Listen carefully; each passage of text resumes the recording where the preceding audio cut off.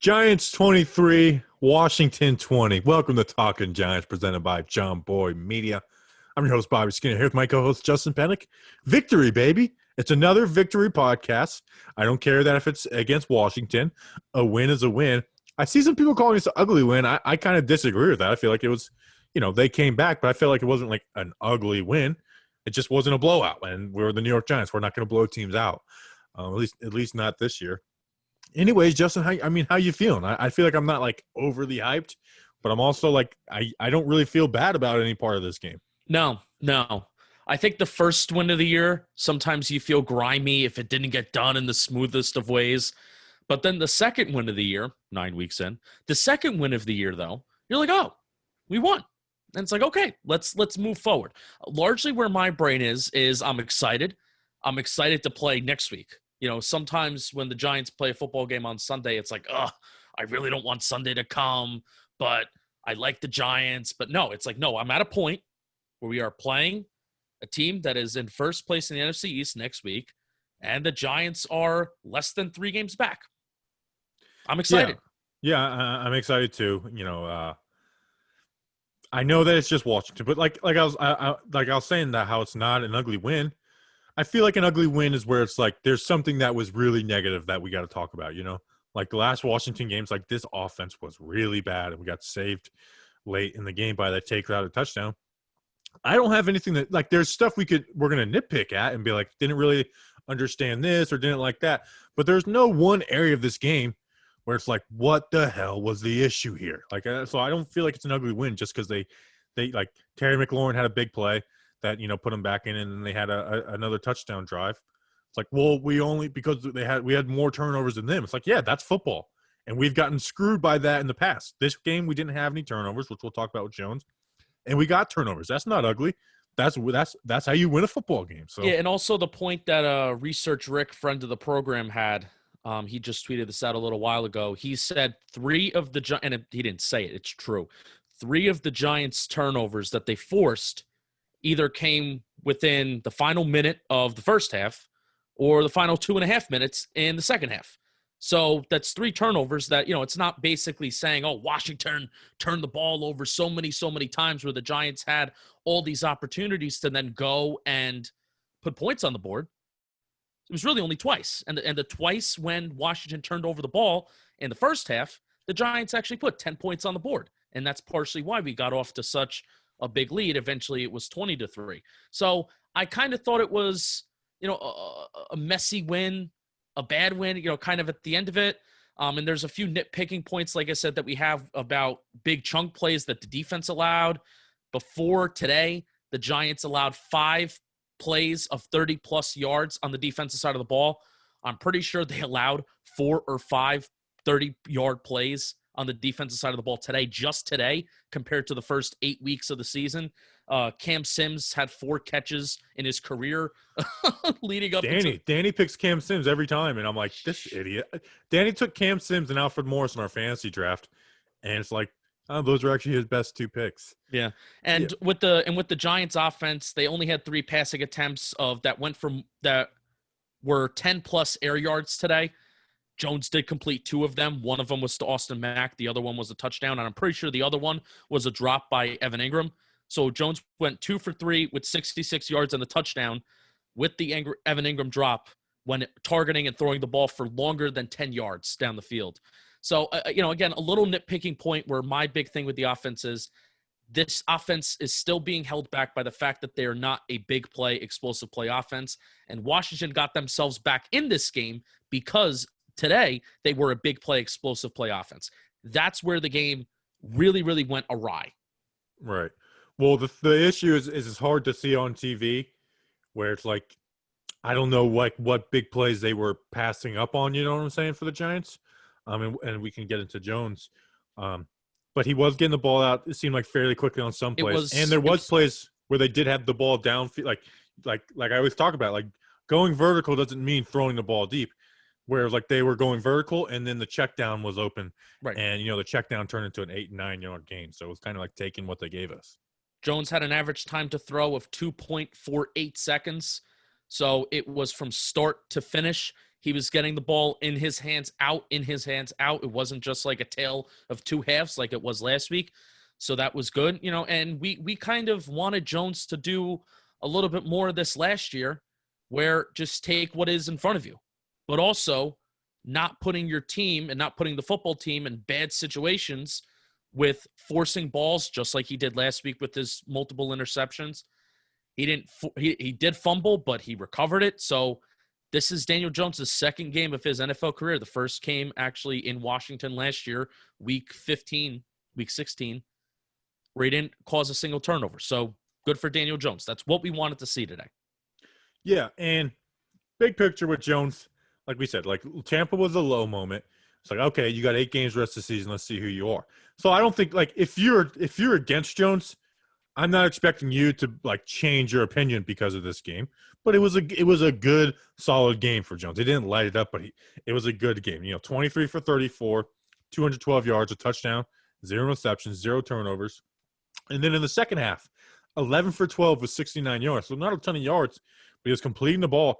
And, he was perfect as far as passing because the only incompletion was an Evan Ingram drop. Yep. Which would have given – if he doesn't drop that ball, the Giants have an extra 3 points minimum there. We don't know what happens for the rest of if Graham Gano kicks a field goal like he's been doing all year, that's points right there.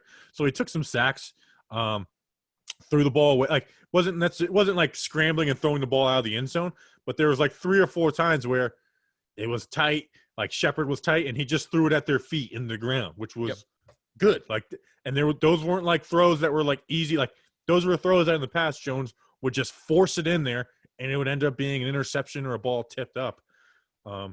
So yeah, I was happy. The touchdown was a beautiful throw to Ingram. He basically had another touchdown with Mack, and they ended up pounding it in the next play. So I was pleased with Jones in this game. It's not the most impressed I've ever been with Jones. But after last week, it was a very good bounce back. Like with the context of last week, I thought it was a very good game for Jones. Yeah, and something that they said on the broadcast today, on the Fox broadcast, that Joe Judge was saying about Jones, you don't need to be the reason why we win a football game every single week. Now, granted, you want your quarterback to be the most valuable part of your team, your most valuable part of your franchise, and you want him to be the reason why you have sustainable success. But there's not every single week that Daniel Jones, in his arm, that he needs to be the sole reason why we're winning football games. And if the Giants are going to find ways to win as a football team, and if they're going to try and find ways to sustain wins together, it's nice to see that it is a team victory, and that is exactly what today was. So, Daniel Jones, you have 7 games left. I don't think the needle, like you said, Bobby, I don't think the needle has moved in any kind of particular way stemming off of last week. Maybe your needle has moved a little closer to being a little bit more pro Jones because he didn't turn over the ball today. So, sure, if anything, the needle's moving more towards we like Jones, we want to keep Jones, but very slightly. You have 7 games left. And you have a game next week that's not against the Washington Football Club. Yeah. And like I know that the whole 5 wins, 4 of which were Washington, but Washington did have the number 1 passing D. Yeah. Like coming into this game. So and we'll get into some stuff with the O-line because I actually do want to talk about that sack where everyone was like, I can't believe he didn't fumble there because he got his ass lit up. Let's talk about that sack individually, then we can talk about the O-line. That was a great play call by Jack Del Rio. If I was a Washington fan, I would be breaking down that play. I really would. I mean, what they did is they lined up everybody at the line of scrimmage, like, an all-out blitz. And just because they see that doesn't mean they're expecting the blitz, but it's like, okay, like you got to be prepared for it. And what they did is on the right side where the better receivers were, where it was, Shepard and Slayton, they – played the man coverage, and they had guys playing at the first down marker, and then they have the 2 guys, the linebackers that were at the line of scrimmage, pop out and cover that underneath. And then, like, they bet, like, hey, this is going to be a 1, like, throw to the right kind of read, and they blitz the nickel corner. I do want to see it from the rear end because it kind of looked like it could have been Dion Lewis's blitz pickup. But nonetheless, the nickel blitzes, and then they play man on the other side.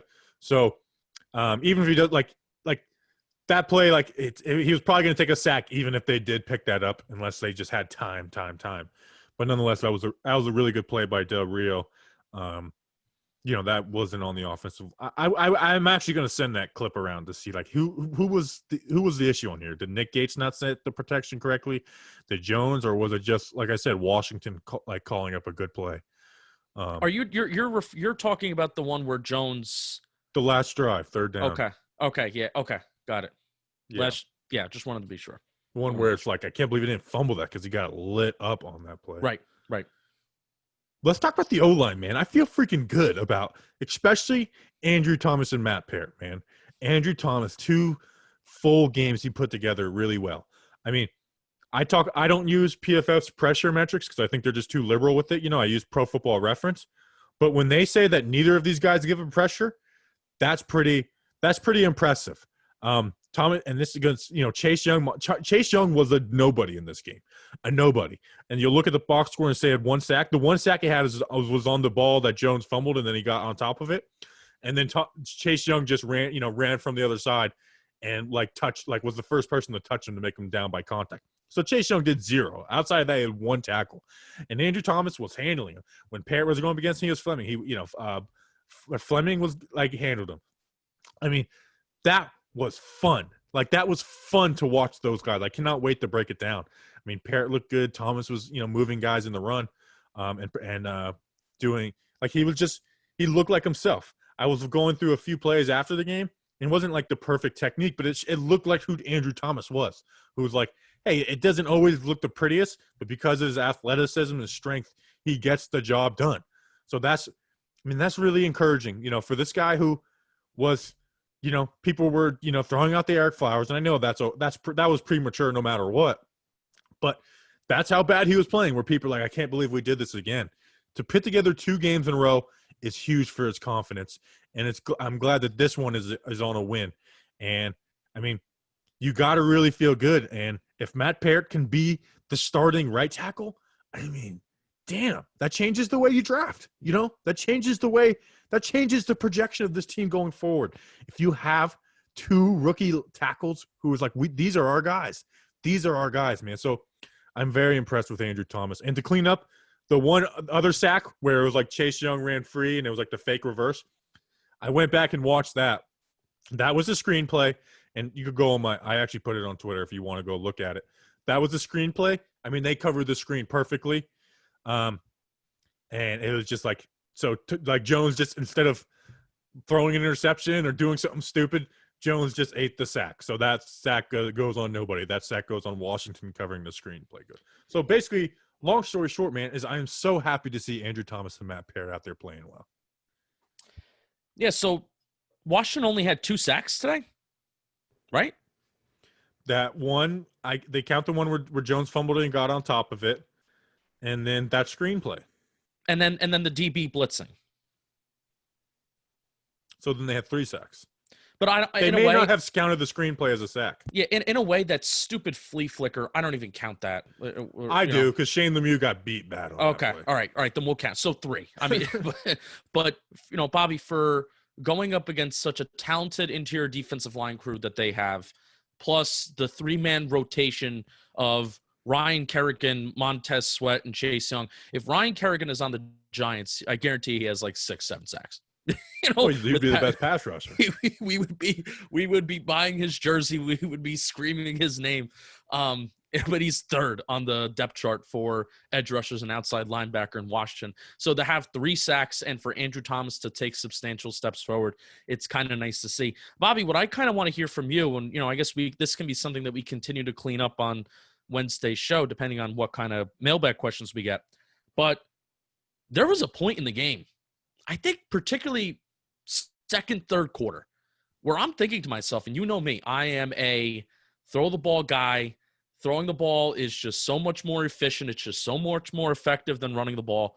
But I got to a point where Alfred Morris is averaging 7 yards a carry, and Wayne Gallman's averaging 5 yards a carry, and he's looking really good. And there was one particular drive where Wayne Gallman was getting carries, and it just looked like he was about to break one. Just an ankle, a Washington safety or a linebacker grabbing his ankle away from breaking it. So I was very happy with the way that the Giants ran the ball today. It's just a shame that they're not an explosive play offense enough to just stretch them, to give them a little bit more, to put them in the red zone and to have an opportunity to put 7 points on the board. Yeah, our offensive line creates holes in the run game, and like I said, Shane Lemieux is not good at pass blocking. And I'm not even like mad at him for that. Like I kind of expected that for his rookie season, but he's a good run blocker. And Thomas moves guys. Like honestly, like I break down Wills, Becton, and Thomas every week. Now Becton has these great plays in the run game, but Thomas to me is clear cut a better run blocker than Wills. Now those guys have both been consistently better in the pass game, so Thomas would have to put it more consistently to put those guys to pit him above them for their rookie season this season. But nonetheless, it's two good games. I mean, they move guys. Parrott, Parrott last game had pancakes. Gates moves like that touchdown, 1 yard touchdown. I mean, Gates like moved somebody and made the hole. So, I mean, you got to feel good about it. And I will say, I said, hey, if Wayne Gallman has a good game and we win, I can become a Gallmanite.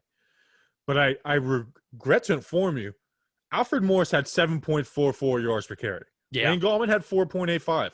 I cannot become a Gallmanite after he didn't lead the team in yards per carry as a running back, and Alfred Morris did. I'm sorry, Gallmanites out there, but I can't do it. I can't do it.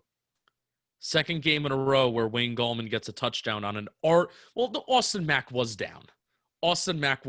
But second game in a row where Evan Ingram technically had the touchdown against Tampa Bay. Wayne Gallman gets the 1 yard touchdown, and now Austin Mack was probably an inch away from scoring this week, and Gallman gets the touchdown. But yeah, I don't mind having multiple running backs getting carries and being successful. It was kind of weird that Gallman was the one who was successful in between the tackles, and then Alfred Morris's big plays came on like these sweeps to the outside where he was stretching the field and running up the sideline, finding like going across the line of scrimmage and then putting his foot in the ground once he like hit the sideline, and then there was holes. And, I believe there were a couple that went to both sides actually. So very strange to see like the reversal of roles, but also there is an element to Alfred Morris being slow where it looks like he's being patient.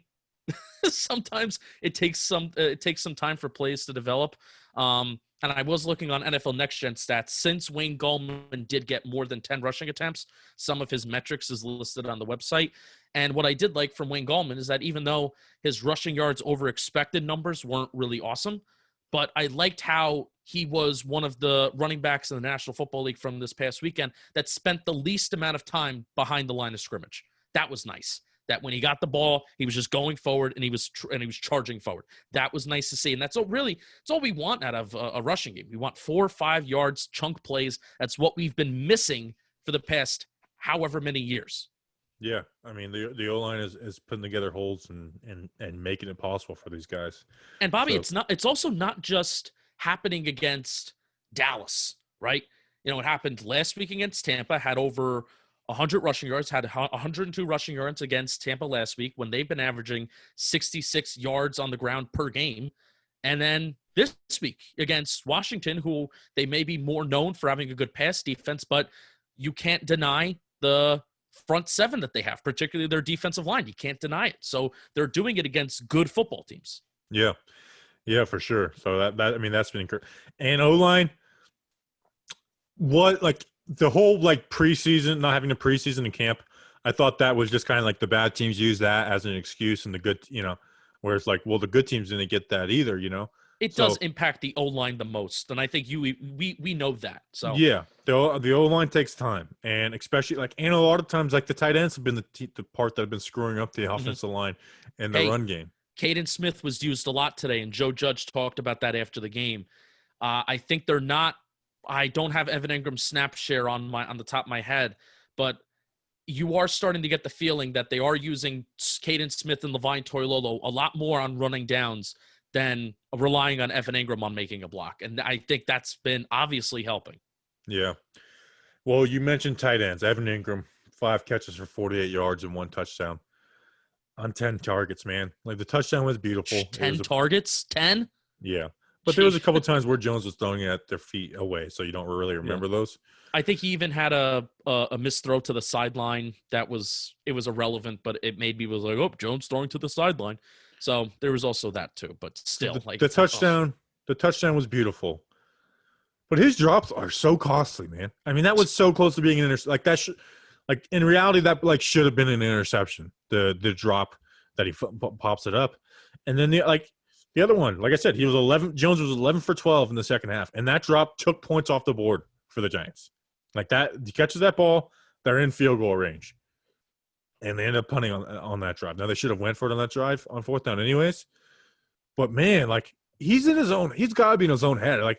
I know we hate him, but I do feel for the guy because it's not like he's not working hard or it's a work ethic. It's like he just drops the ball and and not only did that, when he does drop it, he pops it up in the air and it turns into interceptions. I don't know what to think, dude. It's frustrating. And the rumors, that came out today that there was trade offers and they turned them down. I mean, it's brutal, man, and it's an issue. It's a serious issue where it's I wasn't even mad because I thought it was an interception at first, Justin. I wasn't even mad. The tipped ball one, not the drop at the end of the game, but there was a tipped ball one in the first half. I was I'm not even mad. I was like, this is just who we are. This is comical to me. I'm not mad. I'm not frustrated. This is who he is. So I mean, it's brutal, dude. Yeah, I'm happy to see that they're no longer force feeding him the ball. But it's also even more concerning that even when they're not force-feeding him the ball from, the natural tight end spot, that he's still doing some of the same things that he did even when they were force-feeding him the ball, and that wasn't necessarily, his style and his role. Yeah. There's not much more to say. I wrote my article that I wrote became a lot more relevant about how the Giants need to reduce the snaps of Evan Ingram. That became a lot more relevant. Do you have something on your phone? Did something happen? Do you have news to break? I have one more thing about Evan Ingram. Hold on. Oh yeah, one more thing. Here it is. Not good, not happy. You don't see that too often. Evan Ingram dropping a easy pass. Evan Ingram. What are you talking about, Johnson Velma? It's like we lose games every week that way. What are you talking about, John? I thought that was funny. Velma's you don't see that often. It's like, dude, are you a liar? Are you really that much of a liar, Jonathan Velma? That clearly didn't stay up for Thursday Night Football. He should have just asked, when he's doing his prep, hey, ask, one beat reporter, what's going on with Ingram this year? You don't see that happen. Come on, Jonathan Vilma. Oh, man, that's fun. Can we move to wide receivers? Because then I have one more thing about the offense after we talk about wide receivers, and then we'll obviously get to defense. Go for it. Here's my thing. I don't even want to cut Golden Tate because what's the point? I want him benched for the entire year. So he has to watch and he has to realize just how, excuse my language, shitty he is. I want Austin Mack on the outside. I want Darius Slayton on the outside. First of all, where was Darius Slayton today? Want Darius Slayton on the outside and Sterling Shepard in the slot. It's almost like Sterling Shepard, because of how he creates separation, should have always been the slot wide receiver because that makes sense. I'm done. Austin Mack looked good today. He did, but that doesn't mean Austin Mack is going to be great going forward. He had 4 catches for 72 yards. Hey, number 1 pass defense in the NFL, Bobby. You're like people last week when they said Shane Lemieux was the reason Andrew Thomas played well. Yeah, semantics. It's all about optics, all about semantics, all how I can change the narrative to fit my point. That's what podcasting is. Honestly, yeah, I love it. They should play a Golden Tate on the outside. Shepard belongs in the slot. It's more of a comfort blanket. What is the word phrase I'm trying to use? Security blanket for Jones when he's in the slot. I mean, Shepard needs to be in the slot still. And Tate, I don't hate Tate like a lot of people other are. I think hey, he acted like a jerk for a few days. Get together, get right. Let me ask you a question. Who would you rather see, moving forward? Would you rather see what Austin Mack has for the second half of the season? Now we have 7 games left.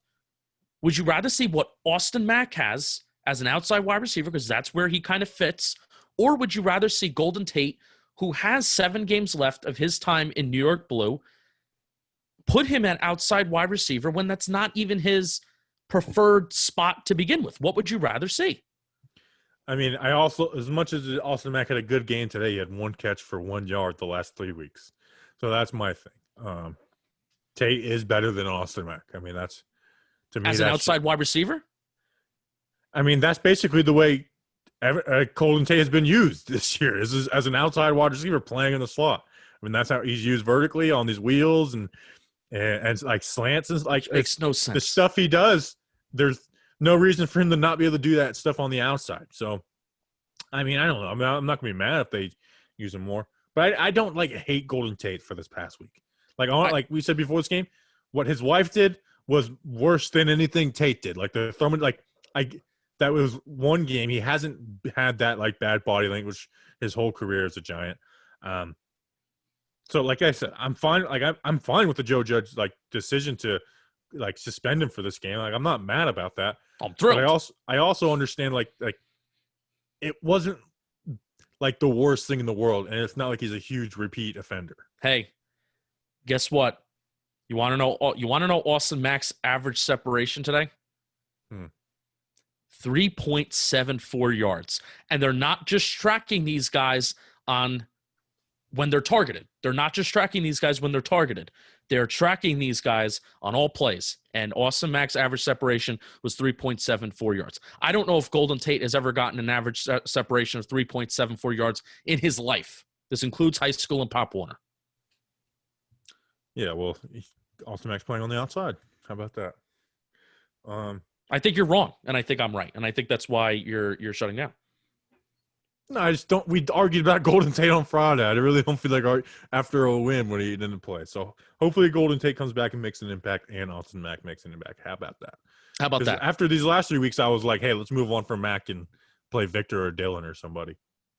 Hell no, you hater. So Austin Mack, he attack. All right. Anything else on the offense? Yes, I have 2 big things, but I'm happy. I'm very excited we won, but I'm also very bothered by this. There were 2 fourth downs where the Giants should have gone for it. They were on the plus side of the 50-yard line. They were driving, and it was 4th and 3, 4th and 2s, and they decided to kick field. I believe one was kick a field goal, one was punt, and especially the punt was more egregious. The punt was more egregious because they kicked the ball 22 yards, and you blinked, and Washington was on the plus side of the Giants' 50-yard line a couple plays into their drive anyway. That was a Terry McLaurin touchdown. Yeah, that was the Terry. Well, that was a huge play then. So you literally blinked. That wasn't even a stretch of a metaphor. And then the final thing that I'm going to say that I was not happy with coaching. Let's stay on that for a second. All right, we'll stay with that. I disagree with the field goal because, this all I like the field goal, but I fully agree. Punting the ball 25 yards, I just doesn't – what's – like you said, what's the point of that, Yeah. So, yeah, I disagree with you on that. And also, here's the thing. I agree with the field goal. Punting for 25 yards doesn't make sense to me. You're winning, and you're winning big. And the main problem of this football team in 2020 has been holding leads. Bobby, how many times within the last few weeks have we been winning by double digits? This is now becoming a trend where the Giants are winning. We're winning by double digits, and then we are giving up leads, and that is a bad thing. So why not coach? And I'm going to say this again. It's been a few weeks since I've said it. Coach to win and not coaching to not lose. Now, you could say, but they don't trust Daniel Jones. They don't trust Daniel Jones to do this. They don't trust Daniel Jones to do that. Isn't part of what we're doing in 2020 to see if Daniel Jones is the answer? So This even goes to this point of having 2 timeouts left at the end of the first half. The Giants are up 20-3. The Giants are up, and you're feeling really good. But, Bobby, there's 50 seconds left on the clock. Giants just get the ball back. There's 2 timeouts left. And what do? I get maybe running the little – I think Evan Ingram ran a little out route, and Daniel Jones overthrew him. Fine. That's a first down play call. Maybe you just want to get a few yards to get the drive going. But then a draw to Dion Lewis. and then taking a knee or, to expire the clock. What are we doing? This is the National Football League that is predicated. It's an offensive league. It's predicated on scoring points, explosive plays, throwing the ball. And what did we do with the 20-3 lead when we have historically been a team that has blown leads? We were cowards. And we just took a knee and went to the locker room. I wasn't mad at that. I mean, there's 40 seconds left. They did throw the ball on first down. They ran the ball on second down to see if they can get any yardage. And then it's 3rd and 10, and then I wasn't mad at that. Yeah, well, third and 10, Washington called their final timeout on that 2nd and 10 after Deion Lewis ran the ball. So in a way, you have a third and 10 opportunity, and there was 40 seconds left. So the incompletion on first down and the Deion Lewis run took away about 10 seconds off the clock. You had 40 seconds left, 3rd and 10 with 2 timeouts left, and you weren't even buried in your own red zone. You had a substantial shot to at least get into field goal range. So in the end, it kind of did come back to bite him in the ass because the Giants trusting their defense. And this is exactly what I guarantee you Joe Judge will say after the game. I hope somebody asked him about that. I don't think anybody did. I watched most of the press conference. I hope maybe they ask him about this on Wednesday or whenever the next time they talk to the media. But Joe Judge has said before in defense of why punt, why not go for it, he said, well, I trust the defense here. Well, trusting the defense in a passing league, I think that's just bad business. I think it's bad news. Be aggressive, coach to win. Don't coach to not lose. Well, let's talk about the defense. Their big issue was stopping people at the end of halves. Bam, turnover. So, I mean, that's what we've been asking the defense to do, and they did it. So I'm happy with that. The Blake Martinez, Jabril Peppers, Logan Ryan, those are the guys supposed to make plays. They did. Jabril Peppers, man, it really bothers me when people hate on him. It really does, because he's a playmaker. And he's a good player, and after the first 2 weeks, it's like you didn't hear his name, but it was really like, hey, he's kind of just playing, like doing his job. But these last few weeks have shown he's a playmaker. He is good in coverage. I don't care what anybody says. Jabril Peppers is good in coverage, and he's good in man coverage versus tight ends. I mean, he had a big stop on a 3rd down. We had the one bad play where he was aggressive when Smith pump faked into the shallow, and then they had Cam Sims on the sideline. But I can live with that if you're an aggressive player making plays. I mean, he should have had a sack. They called a penalty on the Kyle Allen injury, which I didn't agree with that. But nonetheless, has the interception. I mean, he almost had another sack. He is a playmaker for the Giants defense. And it just bothers me when people hate on Jabril Peppers because he is a playmaker. He's brought in to make plays. Like, they bring him down in the linebacker. They don't give him a gap responsibility a lot of times. Like, a lot of times it's just like, hey, in the run game, come up, make plays. In the pass game, like, you have your flats, but play aggressive, play with your instincts. And I feel like he does an awesome job with it. Like, to me, he's a lot better than Landon Collins. I know people and I'm not Landon Collins had his issues, but he did was a playmaker. For me, and I don't know why I brought up Landon Collins in this. I just think he's a better all around player. Like, he is good in coverage. He's more versatile. Peppers is a good player in coverage. Yeah, he's more versatile. I mean, that's what I think it comes down to with Collins. The 2nd and 10 to open up the game yesterday, where he had a big. I mean, I think Logan Thomas initially caught the ball, but it was a nice play on the ball to swipe it out of Thomas's breadbasket there. It forced an incompletion. The play before, Jabril Peppers actually caught his interception.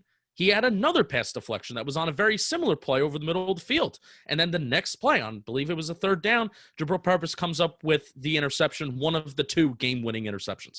I'm calling them 2. The Giants had 2 game-winning interceptions this game because especially when Jabril's won, Washington was really driving down the field. So that was really cool to see. Yeah, the main thing that we said about really this Giants team, but most notably the Giants defense, because it's not like – the Giants offense, they have a quarterback, right? And the quarterback is the most valuable position in all of sports.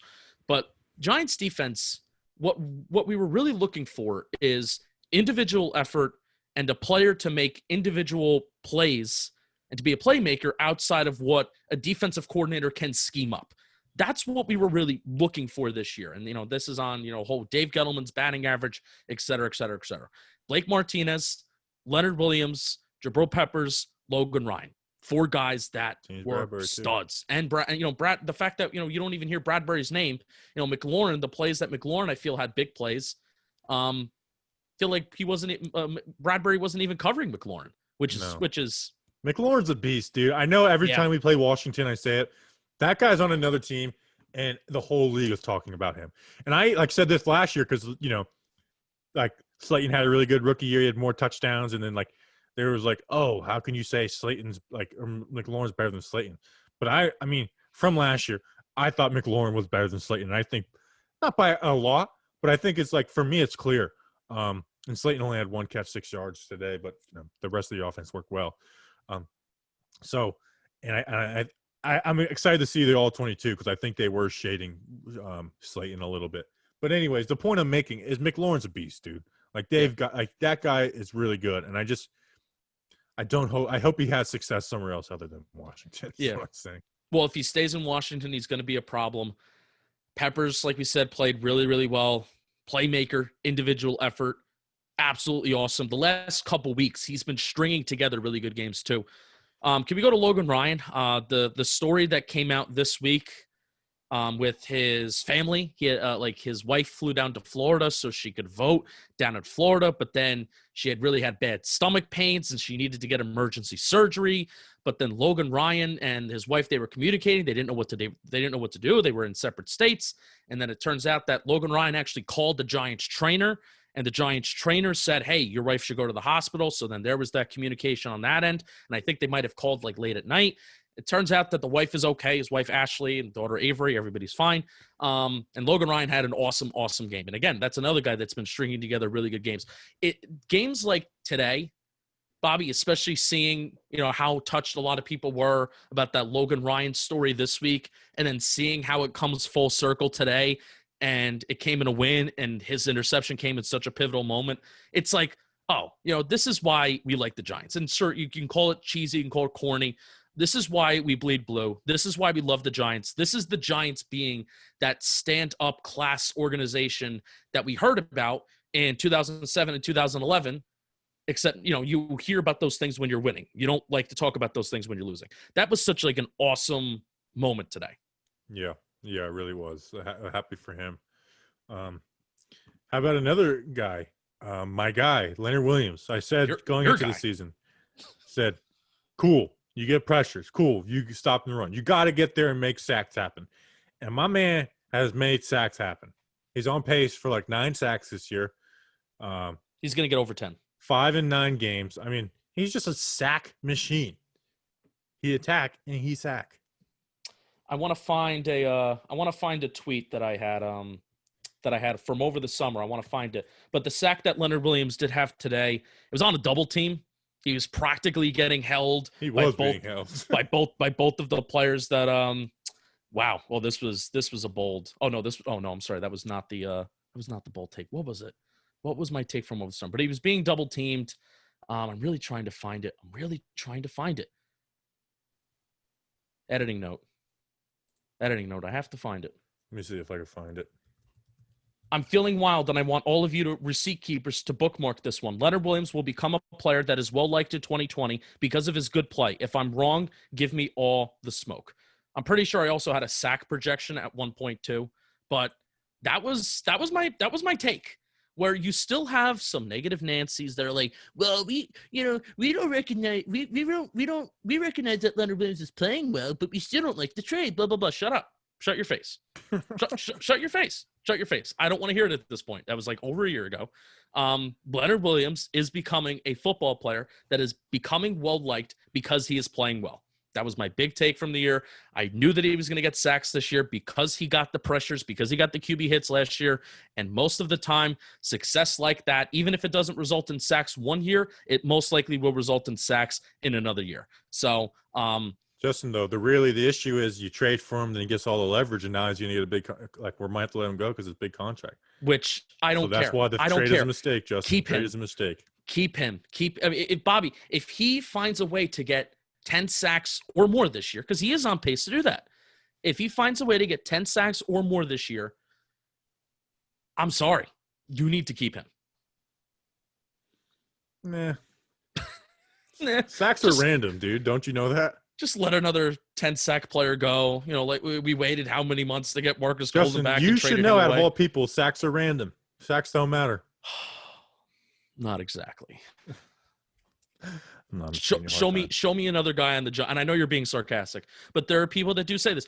Show me another guy on the Giants right now, especially in the interior part of the defensive line, that's doing the same things that he's doing. Show me 10 other players in the NFL right now that are doing the same things that Leonard Williams is doing from the interior part of the defensive line. Dalvin Tomlinson, Mr. Pass Deflection. Not exactly the same thing. This is what I was saying though. Like, going into this year when me and you were arguing about Leonard Williams, it's like, I'm not saying Leonard Williams is a bad player. I think he's a good player. But he has to get to the quarterback. He can't just have QB hurries and hits. I get it was a random year. Like him only having one sack last year was random. You look at his other seasons, he got sack production. But he's getting there this year, and it's awesome. You know, it's good to see. Yeah. He's getting it done. And I knew he would. I told you all he would. So that's good stuff on the D. One big picture thing with the defense. This was their bugaboo today. Allowing the big play was their bugaboo today. Heading into this game, they only allowed 5 plays of 30 yards through 8 weeks, which is awesome. I mean, the Giants defense in 2019, pretty sure they allowed 5 30-yard pass plays to the Dallas Cowboys in the first quarter last year, week 1 of 2019. That's pretty darn good by Patrick Graham. You know, even if opposing offenses are chipping away drives, it would be the bend but don't break mentality. There is nothing worse on the defense side of the ball than allowing a big explosive play to an offense. It jumpstarts a drive. It gets you on the other side of the 50-yard line, and doing all that, it just makes things a whole lot easier for an opposing offense. But the Giants today, they allowed 4 or 5. Probably, I think it may be a stretch of 5, but 3 to 5 30-plus yard plays today. And Cam Sims had hurt. 2 big ones. The Terry McLaurin one. I think there might have been one more. So not 5, 3 or 4. Yeah, I can't remember. But anyways, yeah. That's where they went awry today. Yeah, man. Patrick Graham is a good defense coordinator. This is a good defense. The Giants have a good defense. It's not perfect, but it's a good defense. And what the expectations were going into this year, man, it's been refreshing. Can we string together some wins here, man? Can we be back in this freaking division? That's the biggest test. This, and sometimes we say it every single time the Giants, not every single time the Giants win, but I guess almost after every single game where even if they play it close in one loss, you're looking at next week and saying, okay, is this the week to kind of do it? This really is. This game really is. If you can, at home against Philadelphia, I know there is a curse that is on the Giants when they're playing in Philadelphia. Vegas just opened up the Giants as 3-point underdogs to the Eagles at home. So I think that's even a little too much. I guess they're really respecting the fact that the Eagles they're coming off the bye week. Bobby, did you see this stat today? And I'm going to see if I can find it really sucks? quick. No, good one. I'm going to see if I can find it really quick. See if I can find it really quick. I did tweet it out. This was a wild stat about Giants played Monday night. Washington had a bye week last week. Now, this has to be a very particular circumstance where there was a team that was playing Monday night and then the Washington was coming off their bye week. But team with short rest has won 8 of their last 9 games. So just because the team is coming off their bye week doesn't necessarily mean, they're all rested or they're all ready to go and they're going to play their best football. No, sometimes a team that's rolling and they have momentum, which, yes, I do believe momentum is a thing, even though I like analytics. Sometimes team with momentum is not a bad thing. So let's see it. Come on. I'm begging for it. Can we read some dumb tweets? Yeah, do you have some? Hold on. Grant Paulson had one. Did you see the Grant Paulson tweet? Zach Rosenblatt had a tweet today that I said, I almost said a bad word to him. It was in reference to the Giants possibly blowing the lead when they had a 20-3 lead, which they did. But I almost said a bad word to him today. But then he said the great Justin Pennick about Evan Ingram dropping the ball and turning it over. So I was like, oh, that makes up for it. Grant Paulson said Golden Tate isn't even making the trip to Washington with the Giants because he is at odds with his head coach. It's nice that Washington football has a bunch of guys all moving in the same direction right now. That matters. What an idiot. You know what? It's like, dude, you guys remember what happened to your first round QB earlier this year? Oh, yeah. Forgot about him. Let's see if we can get some stuff. Let me reply. Judge moves are either going to torch the locker room or set the culture. Unfortunately, I don't think he's good enough X and those guys to make moves like this work. I'm just going to respond. Okay. I almost vomited at Kyle Allen's leg today. I know it wasn't like that bad, but it was bad.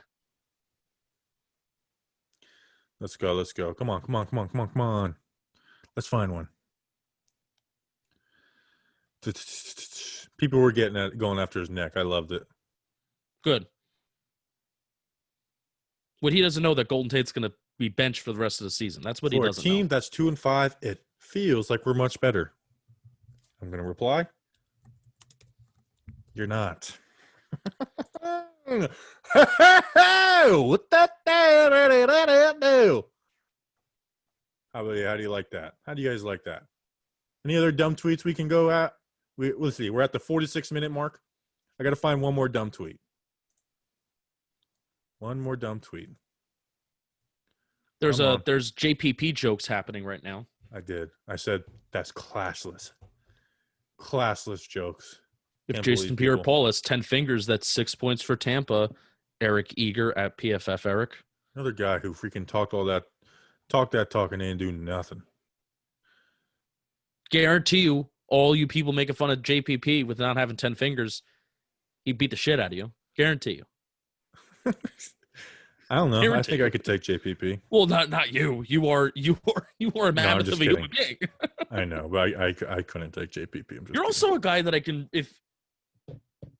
when you get in like fight mode, like I'm about to fight someone.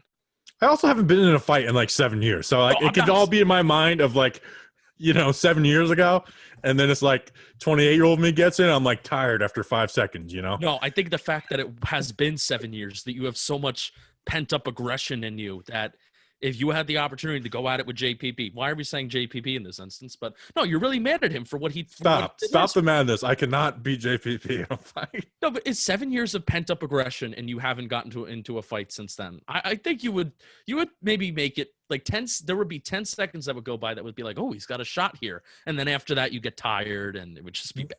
One day I'm gonna be on like a famous Twitter video about getting in a fight and in a public place, because my issue is I hate when people act a fool in public and like berate somebody. Like I was in a place like a month ago, and this woman had parked in a handicap spot. You're not supposed to do it, but it is what it is.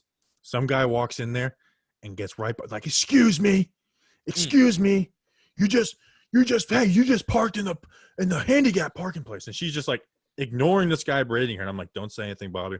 Don't say anything, Bobby. And then finally, like, she's like, sorry, like, okay, or like, okay. She didn't say sorry. She said, okay. She's like, you're not even going to say sorry? And then finally I was like, dude, we're in the middle of a Little Caesars. Like, chill out.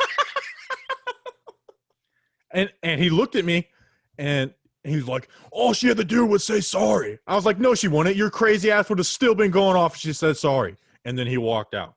But I was like, dude, you're not going to berate this woman in the middle of and then 2 years ago, I was at Walmart, and the same thing. The self-checkout's not working. This guy's all mad. Like, he's getting mad. And he was it the same guy? Was it the same guy? Different guy. Takes his stuff and just throws it at the lady's feet and curses at her. And I was like, why are you? I was like, dude, don't be an asshole. Like, there's nothing they're doing to do it. And then he's F you. And then I did shove him. Just to be like, because I didn't want to fight in a Walmart. All right, I shouldn't be sharing all this on the podcast. Those were two of one of the best punchlines I've ever heard. You just said it. I didn't want to fight in a Walmart. And then 2 was, dude, we're in the middle of a Little Caesars. that was some of the funniest things. My issue is I just hate people. I cannot stand people berating people, and especially women. Like that really does bother me. I have something. I just got a tweet from friend of the program, Okay. Joe McManus, who does very good, nice little designs. Yes, McManus Designs. Go follow them. He said, at Justin Pennick, when you said you wanted the Giants to be playing meaningful games in November, is this what you had in mind? That's a good tweet. That's a good tweet It's a by our great guy, tweet. McManus Designs. Yes, this is exactly what I had in mind, being 2-7 and being kind of 2.5 games out of first place in the NFC East. Yes, this is exactly what I had in mind. That's good stuff. That's good stuff. I mean, any more? Let's find one more dumb tweet. Scrolling. Let's see if NYG Daily had one. He's pretty good. He's pretty good at delivering on those. How are we listing Dave Gettleman's record? This week it's not listing Dave Gettleman's record as Giants GM. It's listing the Giants record versus Washington versus everyone else. I can't stand that. I really can't. It's like, we know. Can you give any? And I love NYG Daily. What are we supposed to do? Like Not beat them? I like him. You know, he just followed me. He doesn't follow a lot of people. I really appreciate it. Bobby doesn't follow you. Screw you. He pretends he doesn't know me. His name's Bobby Skinner. Shut up, dude. Anyways, I don't hate them. I really like him. I like him and Ethan. They do a good job. But can we think of different ways to analyze the Giants than just listing records? Can we do something different? Like, this is really a challenge. It's not even like me being an asshole. Excuse me, me being a jerk. It's just, let's challenge ourselves to be better than listing records. Are you saying you think Dave Gettleman should stay? No, that's not what I'm saying. I don't know. It kind of sounds like it. No, how about this? I will challenge myself to show and talk about different reasons why Dave Gettleman should not stay. But I'm not doing that this week because we're going to come back in the NFC East and we're going to win everything. The chat is making a lot of Florida man jokes right now. Oh, I love it. Patreon.com/Talking Giants. I love Florida, by the way. People who make fun of Florida, I love it. You changed your bio. I did. It was originally Eli Manning called me unique, and now it's I just thought that was too corny of a joke, you know? Yeah, it's getting old. I mean, if this season goes rough, I may have to change my profile picture and my pin tweet. Yikes. Which my whole thing was like, hey, I'm not going to change my pin tweet until Daniel Jones wins the Super Bowl. We'll see. Rough. We'll see. Rough. I still think that's a possibility. Yeah, a lot of Florida. I like Florida. I feel like Florida is the most diverse melting pot in the nation. And that's why I like it. You have crazy people. You have normal people. You got every type of area. And you got the beach. That's the most important part. Should we end this stupid podcast? Yeah. We will have a mailbag episode on Wednesday. Mm-hmm. Then we will be previewing the Philadelphia Eagles game on Friday. Mm-hmm. And we're going to win, and we're going to have a great time. I'm going to break in, by the way. I'm going to go to the Giants game versus the Eagles. But if that does not work, I am really, really considering going to the December 27th game versus the Baltimore Ravens. Since, number one, we're going to beat them. Number two, that game is going to be relevant because we're going to be in the playoff hunt. And number three, I have not missed a Giants game since 2006. I've gone to at least one Giants game since the year 2006, and that streak cannot be broken this year. Do it. I'm going to try and get up there in December somehow. Do it. I don't know. Corona's starting to get a little crazier again. I don't know. It is. Oh, well. How about Notre Dame? I didn't watch. I was smoking a cigar Saturday night. I was having a good time. That's not good for your health. Why do you smoke cigars? Smoking's bad. Giants are worse for my health. Smoking's bad. See you Wednesday. I don't know. Maybe I want to keep this podcast going. No. I want to find one more tweet. I want to watch Sunday Night Football. I do too. That's why we need to find one more tweet. We need to hurry up. Maybe we can work together on this. All right. Okay. Matt Lombardo showed up in my timeline. Let's find a Matt Lombardo tweet. I didn't even hear him today after the game. He's kind of a nobody now that he's with he's a blogger. Sheesh.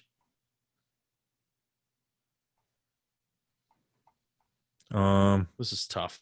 This is bad radio. Let's see. Nobody's tweeting about the Giants. They just won. It's over. Yeah. Do we have any Shane Lemieux takes over Will Hernandez? No, stop it. No, I'm asking you. Have we seen any? No, but people should not say that. They just shouldn't. Like, Will Hernandez is a huge upgrade in the pass game over Shane Lemieux. Marcus Golden got a sack. Been good in the run game this year too, huh? Marcus Golden got a sack. I know. Freaking Marcus Golden, my guy. Alex Trebek died. Oh, that's sad. That's sad. Oh, I mean, Matt Lombardo did have a dumb Jason Pierre-Paul tweet.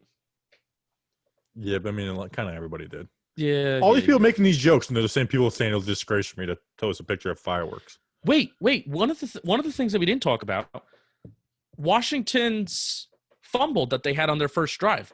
That was hilarious. Dummies. Nobody could fall on the ball. That was hilarious. Dummies. How about this? Let's finish it off with this. Jimmy Johnson. Ooh, I became a fan NASCAR driver when he was a rookie. My mom thought I was weird. Like, why do you like this random guy? My uncle Mike Skinner, who drove the Lotus 31 car. He left RCR. Wait, he's your uncle? No, but you want to hear a funny story? Because we grew up at the racetrack. My dad was a racer. My dad and his son entered the race into the same race, and they both had the number 50. So that, like, before the race started, they were like, all right, the Skinners need to come down to the front office to, sort out whatever's going on. And then I've actually interviewed Mike Skinner.